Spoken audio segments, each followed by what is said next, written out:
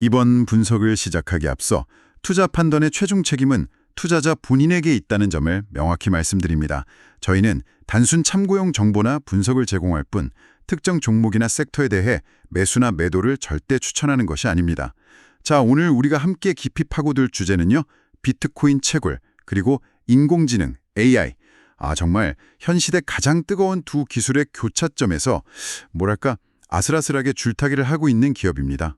바로 아이리스 에너지, 티커는 IREN입니다. 네, IREN? 청취자분께서 보내주신 자료들을 쭉 보니까요. 이 IREN이 단순히 그냥 비트코인을 캐는 회사를 넘어서 AI 클라우드 서비스라는 정말 거대한 시장의 새로운 플레이어로 변신하려는 야심이 아주 선명하게 드러나더라고요. 맞습니다. 그래서 오늘 분석의 핵심 질문은 바로 이것입니다. 과연 IREN의 이 대담한 전략이 동종업계의 다른 경쟁자들과 비교했을 때 정말로 특별한 무기가 될 수 있을까요?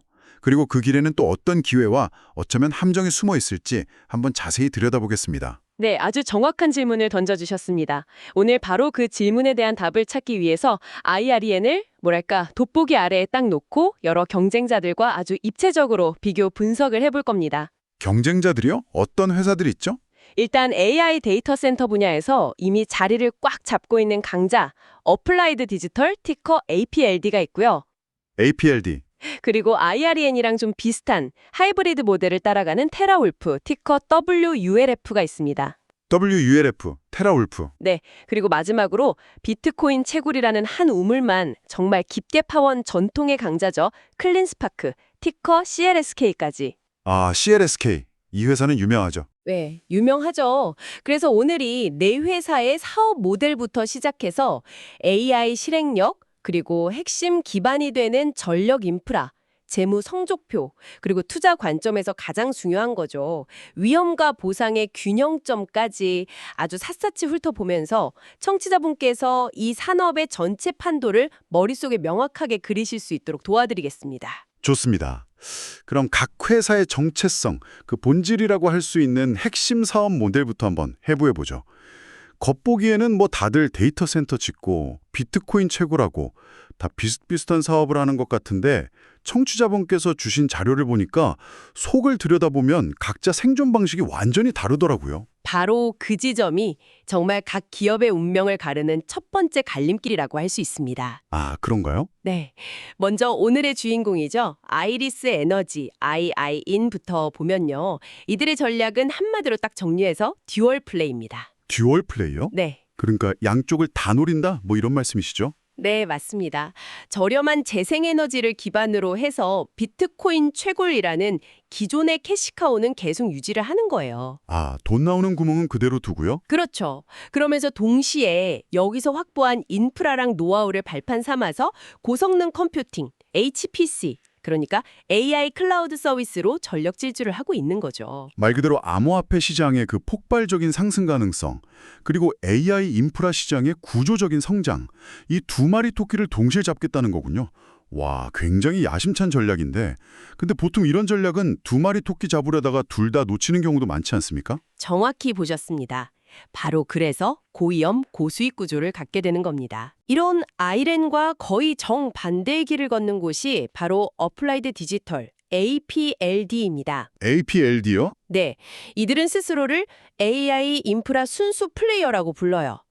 비트코인 가격 변동성이라는 그 예측 불가능한 파도를 타기보다는 AI와 HPC 데이터 센터 인프라 서비스라는 한 우물만 아주 깊게 파고 있습니다. 한 우물만요? 네, 주력 사업은 코로케이션이라는 건데요. 코로케이션?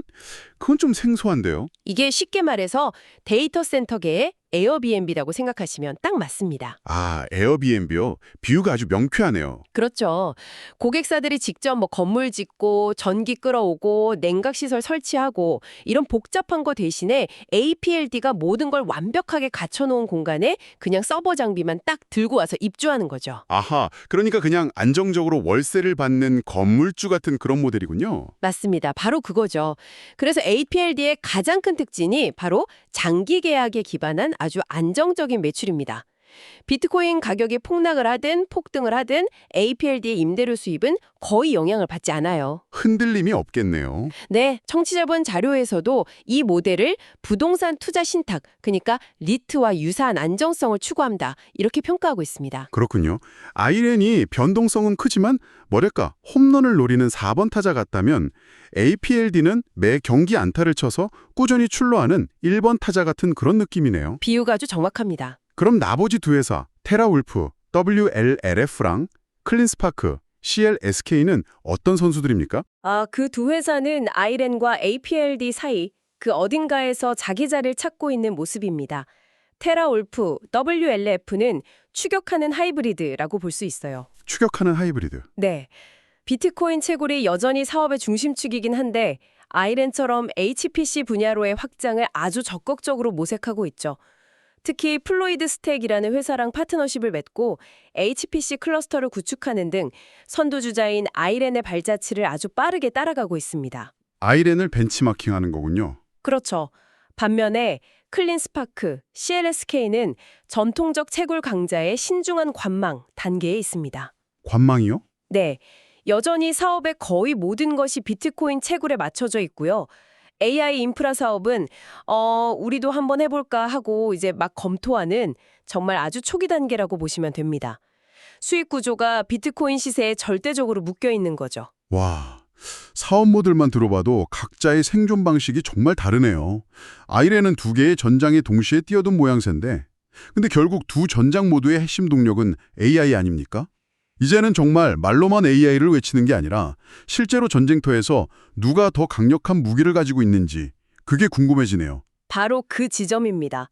AI를 하겠다는 선언과 실제로 AI 인프라를 구축하고 고객 계약을 따내는 것, 이 사이에는 정말 거대한 강이 흐르고 있죠. 그렇죠. 여기서 기업들의 진짜 실력이 드러나는 겁니다.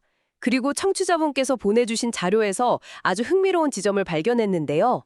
아이렌은 이 분야에서 공격적인 선두주자로 평가받고 있습니다. 공격적인 선두주자. 네. 그리고 그 평가의 중심에는 아주 강력한 무기, 바로 엔비디아의 선호 파트너, 지위를 확보했다는 점이 있습니다. 잠깐만요. 엔비디아의 선호 파트너요. 이게 그냥 뭐 우리 좀 친해요 하는 수준의 그런 관계가 아니지 않습니까?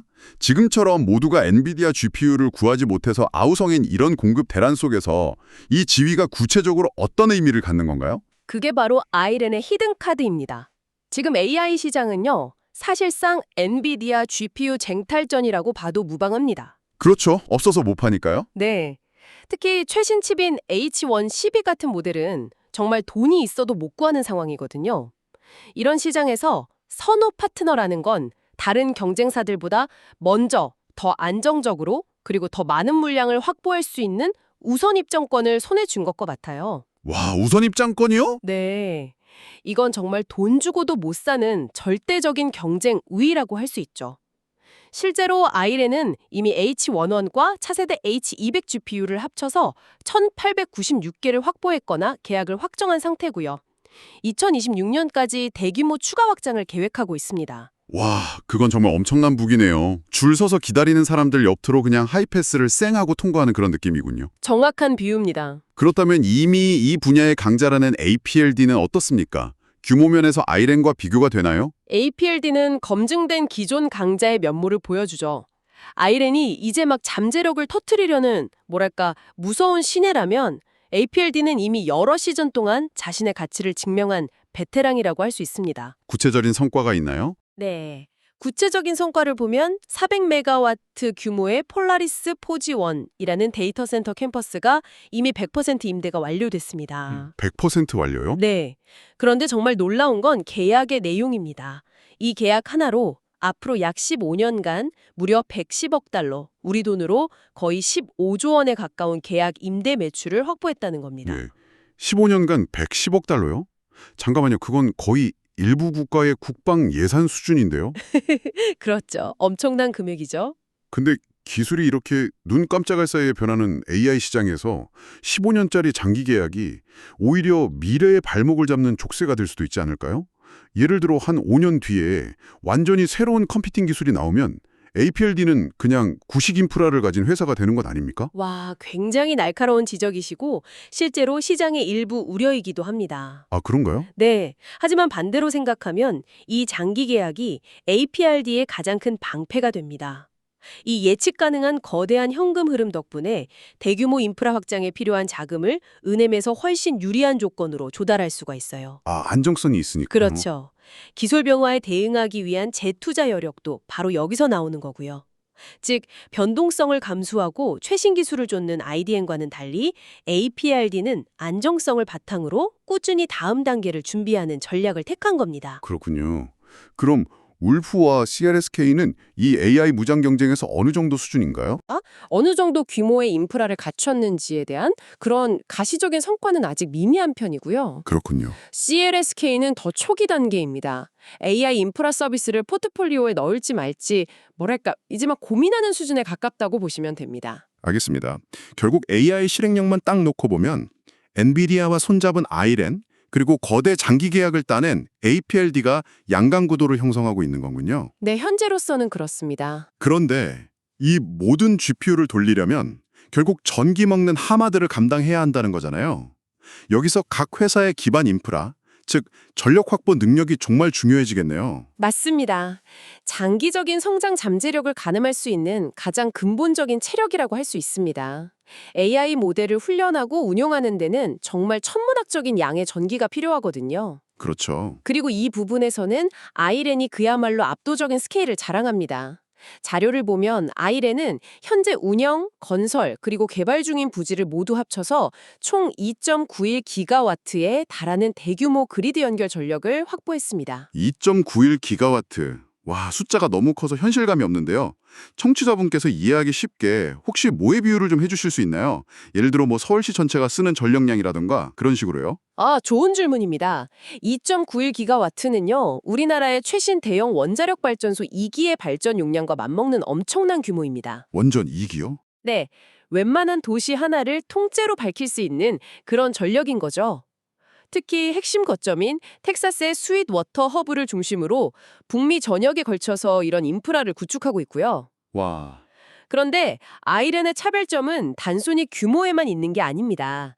이들이 사용하는 전력이 100% 재생에너지라는 점을 매우 강조하고 있거든요. 아, 재생에너지? 네, 요즘처럼 ESG, 그러니까 환경, 사회, 지배구조가 기업 가치의 중요한 척도가 되는 시대에는 이게 아주 강력한 마케팅 포인트이자 경쟁력이 될 수 있는 거죠. 원전 2기 분량이라니 정말 상상을 초월하는 규모네요. APLD도 그럼 상당한 규모로 갖췄겠죠? 물론입니다. APLD 역시 앞서 말씀드린 400메가와트 규모의 PF1 캠퍼스를 포함해서 총 1기가와트 GW 이상의 용량을 확보한 것으로 나옵니다. 1기가와트. 네, 이 또한 결코 작은 규모는 아니지만 아이렌이 확보한 2.91기가와트와 비교하면 아무래도 체급 차이가 좀 느껴지는 게 사실입니다. WLF와 CLSK 역시 대규모 비트코인 채굴 기업으로서 상당한 전력 인프라를 갖추고 있습니다만 청취자분 자료에서는 특히 AI 사업 확장과 직접적으로 연계된 전력 확보 능력 면에서 아이렌의 압도적인 규모를 거듭 강조하고 있습니다. 자, 그럼 이런 야심찬 계획과 인프라가 실제 성적표에는 어떻게 나타나고 있는지 궁금합니다. 결국 숫자가 모든 걸 말해주지 않겠습니까? 그렇습니다. 성장성과 안정성, 이 두 가지 측면에서 각 기업의 특징이 숫자에서도 명확하게 드러납니다. 아이렌은 그야말로 폭발적인 성장 모멘텀을 보여주고 있어요. 폭발적이요? 네, 최근 재무 실적을 보면 매출이 전년 동기 대비 무려 355.4%나 급증했습니다. 355%요? 수익 성장률 또한 매우 높은 수준을 기록했고요. 355% 성장이라니 정말 놀라운 숫자네요. 그렇다면 그 안정적인 모델이라는 APLD는 어떻습니까? 예상대로 성장률은 좀 더 완만하겠죠? 정확합니다. APRD는 안정적인 성장을 보여줍니다. 2026년 회계연도 1분기 매출이 84% 급증한 6,420만 달러를 기록했는데 성장률 숫자 자체는 아이렌보다 낮죠. 네, 확실히 낮네요. 하지만 이건 결코 나쁜 신호가 아닙니다.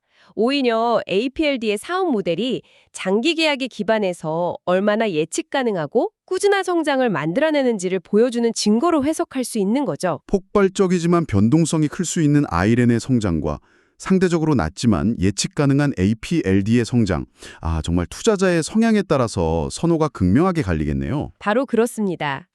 그런데 전문가님, 청취자분께서 보내주신 자료 중에 CLSK의 기관 투자자 비중이 IRM보다 높다는 대목이 있었는데 전 이 부분이 좀 의외였거든요.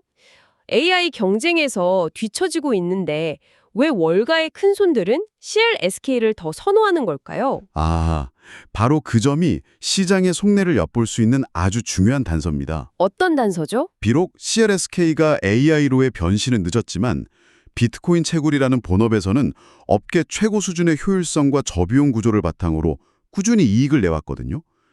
기관 투자자들은 아이렌의 그 폭발적인 미래 가치보다는 CLSK가 지금까지 보여준 검증된 운영 능력과 상대적인 안정성에 아직은 더 높은 점수를 주고 있다고 해석할 수 있습니다. 그러니까 AI라는 신기술 테마주인 IRM보다는 전통적인 가치주로서의 성격이 더 짙다고 보는 것이죠. 정말 흥미로운 관점이네요. 자, 그럼 이제 모든 조각들을 모아서 큰 그림을 완성해 볼 시간입니다. 청취자분께서 투자 관점에서 이 기업들을 바라볼 때 반드시 알아야 할 핵심 강점과 또 치명적인 위험은 무엇일까요? 네, 이 부분이 이번 분석의 결론이라고 할 수 있습니다. 각 기업의 위험 보상 프로파일을 명확히 정리해 보겠습니다. 먼저 아이리스 에너지, IRN은요. 전형적인 고위험, 고수익, 하이리스크, 하이리워드 구조입니다. 고위험 고수익. 강점은 명확하죠. 첫째, 암호화폐와 AI라는 두 개의 거대 성장 엔진에 모두 장착한 듀얼 플레이 모델. 둘째, 이미 확보한 원전 2기 분량의 저비용 재생에너지 인프라. 그리고 셋째, 무엇보다 강력한 엔비디아 파트너십을 통한 안정적인 GPU 공급 능력입니다. 듣기만 해도 정말 매력적인 강점들입니다. 하지만 고위험이라는 말은 그만큼 아슬아슬한 부분도 있다는 뜻이겠죠? 예를 들어 그 엔비디아 파트너십이라는 것도 결국 GPU를 사와야 의미가 있는 거 아닙니까? 수천 개의 최신 GPU면 도대체 돈이 얼마나 되는 거죠? 바로 그게 아이렌의 가장 아슬아슬한 줄타기입니다. 지금 말씀하신 대로 GPU 구매에만 약 58억 달러, 우리 돈으로 8조 원에 가까운 천문학적인 자금이 필요할 것으로 보입니다. 8조 원이요? 네, 이게 바로 아이렌의 가장 큰 위험, 막대한 자본 지출 캐펙스 리스크입니다. 이 거대한 자금을 고객사로부터 미리 받는 선불금이나 마이크로소프트와의 계약의 상당 부분 의존하고 있어요. 만약에 계약에 차질이 생기거나 자금 조달 계획이 틀어지면 이 야심찬 계획 전체가 흔들릴 수 있습니다.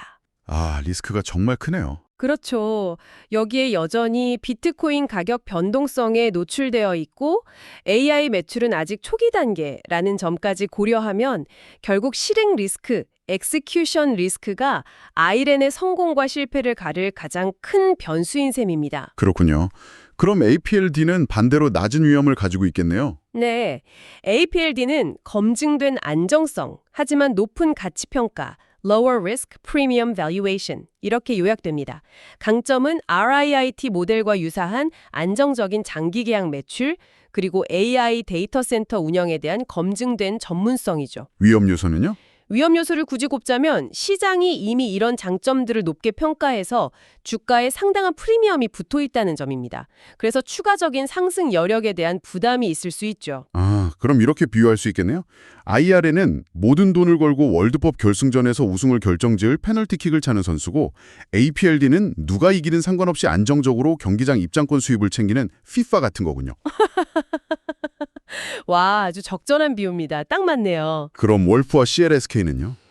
월프와 CLSK는 이들의 공통된 위험이 전환의 불확실성입니다.